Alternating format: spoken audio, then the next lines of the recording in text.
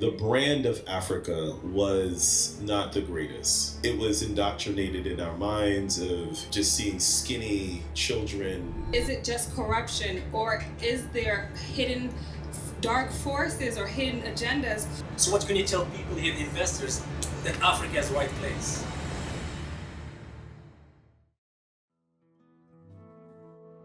So we're gonna do a fireside chat, and this is a conversation. So this is Eric and Achumboro. Round of applause for these two gentlemen right here. As an investment firm, Chanzo Capital, we've deployed probably 10 million to date.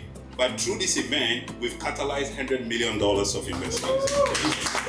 Because I hate to be just a complainer. You could always sit on the sidelines and say, shame on you, or this could be so much better. We need to tell our story.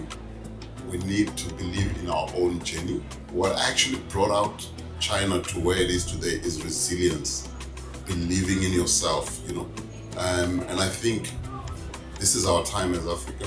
Are you thinking about legacy and how you're going to pass this down to the next generation? Are you thinking about that when you're doing this work? We've just invested in a company called Revere in Ghana that allows you to get access to healthcare through your community clinics. He's an investor with me. I brought him in. Within 1 year, has been able to deliver healthcare to communities that didn't have it before.